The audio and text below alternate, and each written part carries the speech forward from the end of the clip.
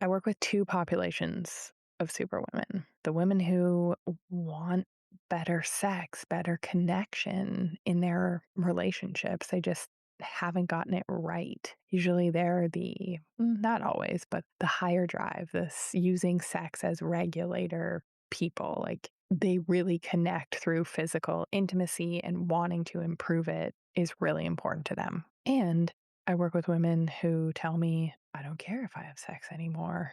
But what they're really saying is, I don't feel met anymore. I don't feel safe enough to erotically open. My sexual energy has stagnated. But she doesn't know that yet. But it's important to her partner. It's important in her relationship. And it's really important for us, women with super traits, high achievers, people pleasers, to know that desire didn't disappear. And last week's episode, I went into immense detail on that. Desire doesn't disappear. Our effort, our super traits, our CEO, our manager replaces the presence of desire in a relationship. Even if it doesn't erode it within ourselves, it erodes it within the relationship. Effort, survival, crowds out sensation. It turns off pleasure centers in our brain. Performance, being hypervigilant, crowds out receptivity. So when we have super traits and we are living life from that lens, that is our identity of who we are, and it is how we make decisions, and it is how we fix problems. We end up with our pleasure centers off. We end up with cost to our health, cost to our relationships. And it is mind-blowing, and no one talks about this because my clients are women who are good at everything else, very capable, good at careers, parenting, emotional intelligence. But what they are not great at is sex, intimacy, vulnerability. And I can hear the perfectionist type A. We think, I'm great at sex. I've never had any complaints.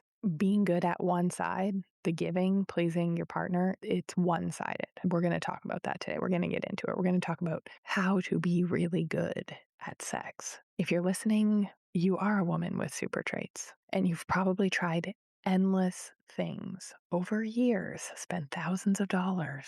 And I want to let you know something. I want you to let this land. If effort worked, you would already feel deeply connected. If effort worked, you would be having the best sex of your life. If effort worked, you'd have the best relationships. The women that I work with are high achievers with super traits. Their labs might be normal, or they're doing the hormone replacement therapy. They are eating enough protein. They're exercising, but their bodies and their minds are exhausted from decades of overgiving, managing, performing, holding everything together, thinking 10 steps ahead for everyone and everything around you, even your pets, because heaven forbid they feel uncomfortable for a moment. Okay. No matter where you are along the path on this journey, some women come to me after a rupture, like a divorce, an affair, after a health collapse, like an autoimmune disease or a cancer diagnosis. And no matter where you are on the path, I'm glad you are here listening today, because we are going to change things. Today, we're going to discuss how to be good at sex, performing intimacy versus receiving intimacy. And let me tell you, if you have not deconditioned your super traits, you are performing intimacy. So it can get so much better. And we know this about sex, desire for sex. It's not a drive. I wrote about this in the Pink Canary back in 2019. Sex is not a drive. It's a reward system. So the more good sex you have, the more good sex you want. We're also going to talk about why super traits block the number one thing required for good sex, and the 3 shifts that I help my superwoman clients make to have better sex. I'm Dr. Jordan Wiggins, naturopathic doctor, author, course of control clinician, and dominatrix trained pleasure strategist. And I want to tell you more about what I do, because I know you can handle it. All the advice is to niche down, be clear. Anyways, I do more than one thing, and I do it really, really fucking well. And I know you're smart enough to handle this. So as a naturopathic doctor for the past 12 plus years, I work with women on their cellular and physiologic health, mostly women with super traits in perimenopause. And I am doing blood work, prescribing hormone replacement therapy on the regular. Okay. And as a pleasure strategist and coach, I am treating what labs cannot measure: the pieces of pleasure-centered relationships, your nervous system load, the burnout load, your capacity for relational safety and intimacy, your erotic shutdown style, the cost of having super traits, the cost of long-term self-override, giving more than you get in all aspects of your life. And there's common misconceptions because as women with super traits, the common advice out there doesn't work for us. Most women come into my work believing they need better communication, better technique to fix their libido, to count more macros, to work out harder, to do more, right? That's our superwoman brain. That's our survival. That's our hypervigilance. That's our fix. And it makes us amazing. But there is a massive difference between effort and being met. Women with super traits, unhealed super traits, are great at effort. We are not good at being met and supported. So much so that when our pleasure centers are off, when our receiving muscles are off, even if people are trying to give to us, trying to help, trying to make things better, we're shut down to it. We cannot receive. The moment sex becomes something you manage, the moment your relationship becomes something that you manage, your body, your nervous system, your pussy, so our head, our heart, our pussies, our pleasure centers, we stop reading this relationship as safe, and desire is going to shut down automatically. So I want to talk about how to be better at sex, how to be the best at sex, but it's not what you think. It's what super women need to learn about sex, what intimacy actually responds to, how sex is better for you and for a partner when you have super traits. And generally, when I'm teaching this to clients, they feel very seen and very relaxed because they can kind of exhale and go, oh, I'm not broken. I've been trying too hard. I've been efforting too hard at all the wrong things. I want to talk about checkbox sex. I've talked about this for years, or we can also call it performance-based sex. And in checkbox sex, performance-based sex, our energy or attention is outward. It is outcome focused. So we are trying to get it over with. We're looking at the clock. We are, faking it until we make it, or trying to have an orgasm so we can relax and be done with it. Checkbox sex, performance-based sex is about being good, being easy, being desirable. So our attention is out. It is oriented around who our partner is, not what our desires are and what we want and need. Because the men out there, the good ones, they see sex, like our pleasure, as equally important to theirs. And they want to know, and they don't like that burden of, they always have to initiate. They're always picking positions or sort of leading. They don't love it. Performance-based sex has this checklist, checkbox energy where it's like a lot of repeat, same times, same positions, kissing, then some oral, then some penetration.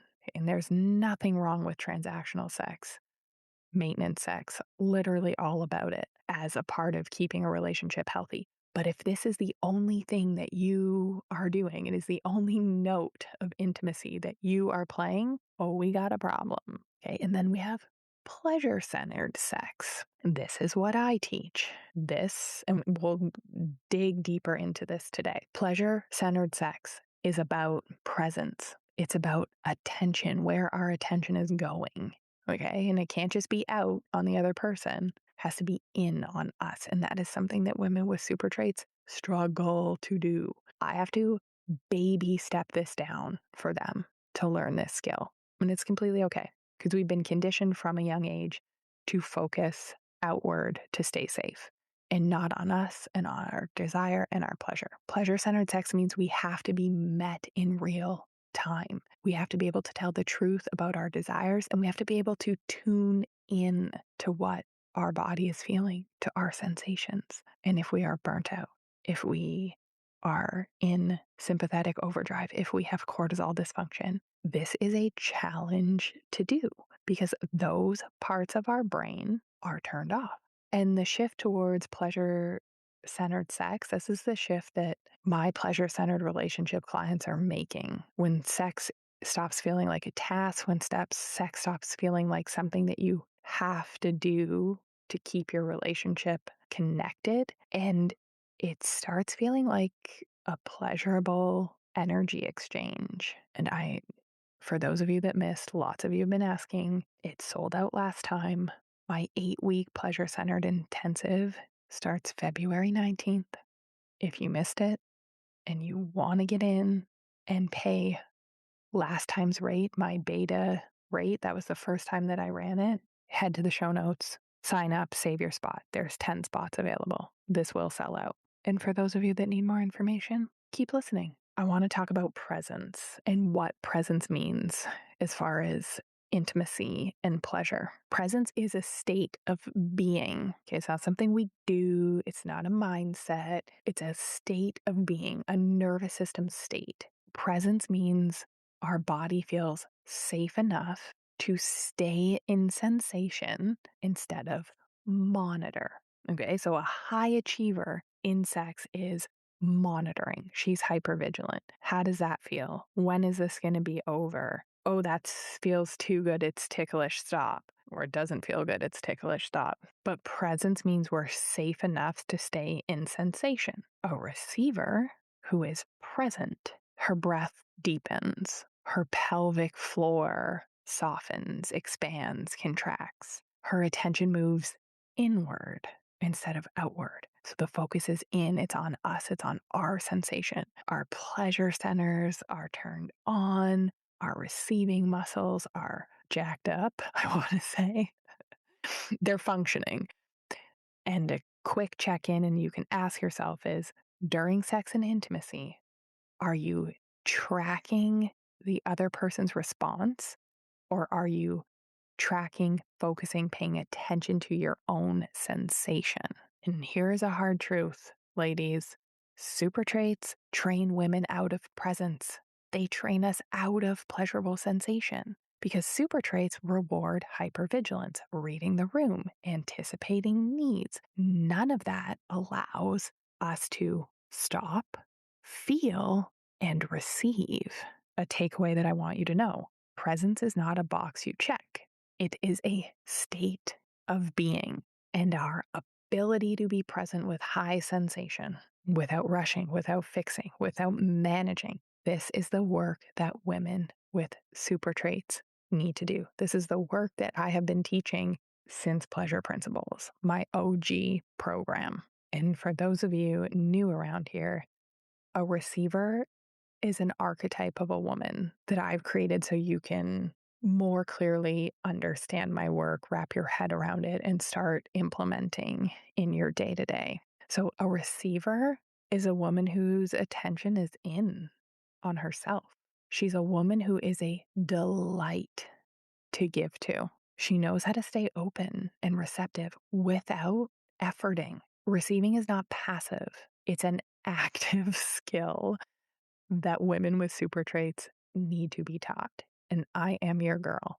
And this is so big that you watch.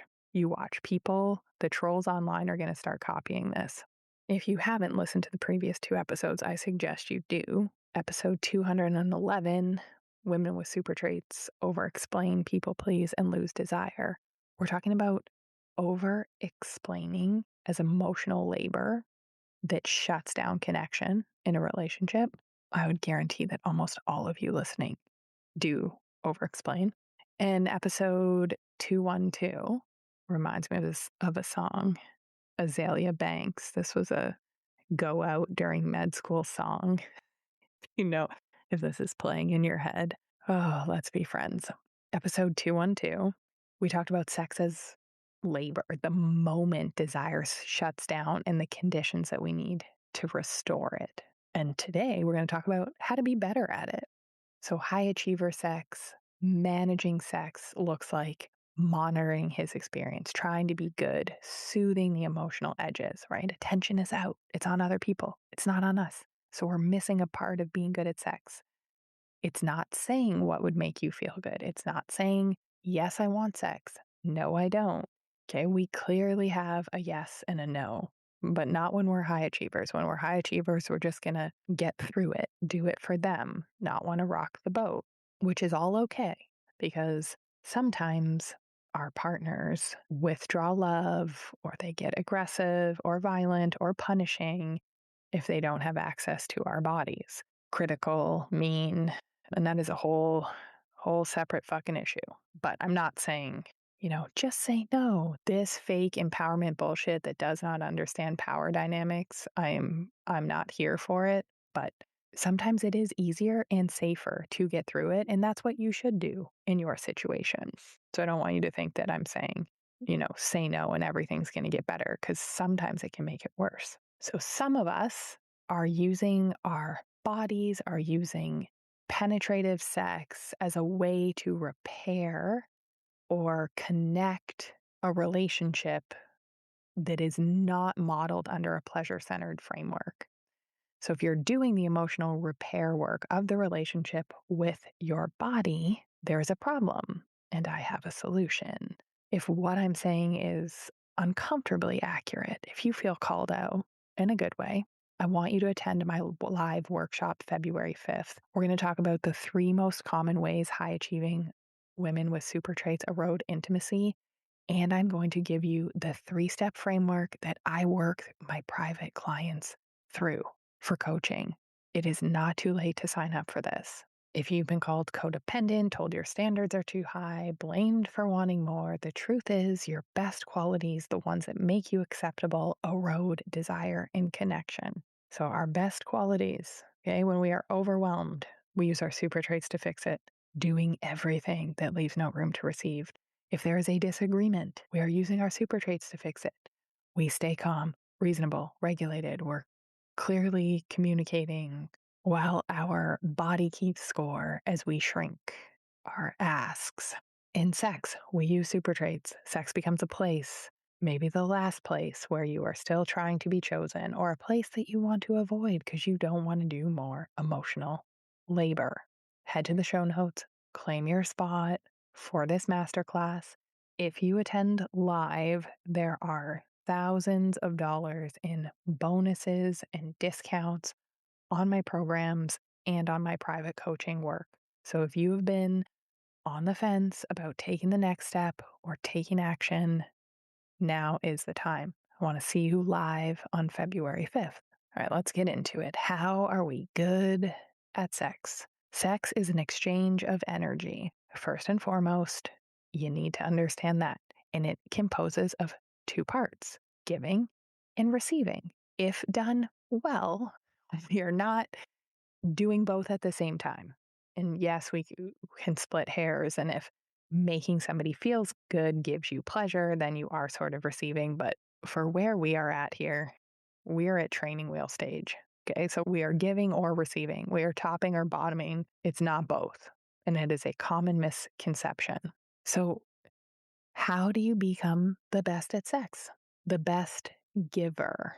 Okay, this has to do with erotic attunement, the difference between performing sex and being met, like I already mentioned. And sex has more to do with attention and where we place our attention than it does technique. And initially in my work and before I understood power dynamics and BDSM, that's where a lot of my clients started, was wanting to be better at sex for their partner or wanting to fix their desire for their partner. And that totally makes sense. But that's the checkbox sex. That's the kind that we don't want, because then we are still performing and we're not doing it because we want it. So, qualities of a receiver or somebody good at sex: they can listen with their body, they can slow time down. Do you ever feel like that? That you've gone to just a different universe?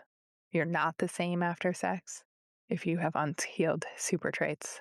it's difficult to get there for the reasons that I mentioned. Our pleasure centers being turned off, and we have no receiving muscles. We have no container to put the energy or sensation in. You also have to be able to respond to what's actually happening in the moment. So if we're having high achiever sex and we're going down this checklist, when something happens that's off plan, we're like, wait a second, and we're trying to get it back on plan, trying to get it back over with, but we're not actually responding to the moment. Receiver sex has orientation to the sensations around them, the breath, the tension in the room, micro movements, micro sensations. And being really, really good at sex, people remember how you made their body feel because you were responding to it. Your attention was on it, and you're picking up on those nonverbal cues. Where does the body want to linger? What, like slower, faster, deeper? Where's there warmth? Where's there tension that needs to be released? What changes when you stop trying to impress, when you stop trying to check the boxes and you let sensation lead? So lots of women did start working with me because they secretly wanted this to be better at sex for their husbands. And yes, and I have been there. And we have our perfectionist tendencies, our people pleasing tendencies. So there's nothing wrong with wanting to be a better giver, to be better at sex. And my work has evolved to include the other half of the equation, the receiving. Our pleasure is centered also. It's not just about our partners. And let's talk about the other half of this equation, the receiving, being properly fucked, being a joy to fuck. Okay, women with super traits generally get an F here, a failure. So receiving requires safety in our own bodies that we source ourselves. And this is our internal work. It's our side of the street, and there's nothing anyone can do about it. And we need safety in the relational system. That's a pleasure-centered relationship. It's part of my teaching. We are able to surrender without managing. And this is a spectrum you can learn, right? So ultimate receiver is you are so surrendered and receiving sensation, you don't know what's coming next or anything. And then there's, surrender with some management because we can say that hurts or don't stop. But for women with super traits, receiving without caretaking, without managing, it feels unsafe. We don't know how to go there. So we have this contrast of like pretty versus real. We want to look good. We care about, like, we're managing appearance versus being real, or we're performing instead of allowing things to happen. So, being a really good receiver, being great to give lots of orgasms to, requires a level of receiving that women with unhealed super traits, and receiving is our biggest power when it's chosen, when it's embodied, and when we don't have to earn it, when we feel good just because, when we could have a crazy day at work or a bunch of things unfinished on the to-do list, and we're like, yeah, dishes aren't done, house is a mess, shit's going crazy, but I feel like having great sex right now. And then we can approach the rest of our day, like finishing the laundry or the items on our to-do list, with a full tank, with erotic energy. So being able to access pleasure, our own pleasure, regardless of what's going on around us. We don't have to manage the conditions in every single fucking thing. That makes you a good receiver. We're going to get into why super traits block the number one thing required for good sex. So makes sense why we're not there. And the 3 shifts I help my clients make. And I want to take a moment here to speak to those of you that are ready to take action. Those of you that are thinking, this is me. I don't want to keep guessing. I don't want to keep wasting time and money and energy trying things that do not work and land me in the exact same spot, taking advice that doesn't work for women with super traits. If this is you and you are ready to take action, this is where my private coaching comes in. Hey, this is not more effort. This is surgical precision. We map your super traits, your erotic shutdown style, the dynamics in your relationship, because let me tell you, they repeat in and out of the bedroom. You're going to know what is uniquely yours? What is impacting your relationships and intimacy? Spoiler alert, it's probably your super traits that aren't getting you the outcome that you want. So, what are your super great traits costing you? Okay, and I'm going to take you through my 3-step signature method for healing super traits. If you want to work with me privately, head to the show notes, fill out an application. You and I will get on a call and see the type of support that fits for you. Don't wait until things get worse to choose support, to choose clarity. Take action now. Future you will be so happy that you did. Let's talk about why super traits block presence, which is the number one thing that is required for good sex, is we have to be there. So where I see most superwomen is they are hypervigilant. They're monitoring. Okay. And when we're monitoring, our survival mechanisms stay on and our arousal is inhibited because our pleasure centers are turned off. As I said, I explained this in detail in the Pink Canary, but our blood flow is targeted towards organs like if we needed to run or fight a bear, not our clitorises, our sex organs. So touch is not as pleasurable. You're less likely to be able to stay in the moment because if you hear a noise, it's like, oh, what's that? It pulls you out of the moment. Orgasms are nowhere near as good. And there's nothing, I want you to know there's nothing wrong with you. This is how we've been trained. We've been trained to be hyper vigilant. We've been trained to serve. We've been trained to give, to be extracted from, because it's good for the patriarchy. It's good for the economy. These are like much, much bigger things than us. So when we are hypervigilant, we lose connection and desire. And as I mentioned, clinically, as a naturopathic doctor, I have been treating arousal, desire, pelvic pain for over 12 years. And how this hypervigilance shows up generally clinically is, pelvic floor pain, low arousal, flattened sensation. So being anhedonic, and this is in and out of the bedroom, not being as happy as you used to be, hormone dysregulation, autoimmune disease, weight that you can't get off. You lose that spark. Your skin looks dull. Your hair stops growing. And this is stagnation from being hypervigilant, managing chronic stress. Okay. That has its effect on our physical health over time. Very simply, if we have super traits, that survival mode turns off pleasure centers and it costs us a lot, our relationships and our health. And how do we want to fix this? What are shifts that we can make? So the first shift is we need to focus on sensation. So instead of focusing on outcome, we are focusing on sensation. We're measuring sex by presence, not performance. And a question that you can ask yourself, and I recommend doing this during self pleasure or anything that feels good, warm shower, feeling sun on your skin, asking yourself, am I here in my body? And the percent of time, when women start to work with me, the percent of time that they are present in their body during sex is probably less than 10%. They're there physically, their body is there, but they are in their heads, they are thinking about tomorrow or other things. And this focus on sensation, this is trained. I help train this through breath, through movement, through pelvic floor exercises, through practices that help you stay present during high sensation. The second shift is going from managing to receiving. Okay, and we can do this through affirmations. Before intimacy, I am not available to perform. I want to be met. My pleasure matters too. Okay, they're inviting our bodies into deeper presence, into a receiving state. And we can give little hints or steps along the way, like slower, stay with me, more pressure. Like it's okay to guide, but we're inviting our partners into deeper presence, into deeper pleasure with us, with those things. And the third shift is from chemistry, from performance into being met. Okay, chemistry does not equal safety. Safety doesn't equal boredom. We generally need to rewire this with super traits.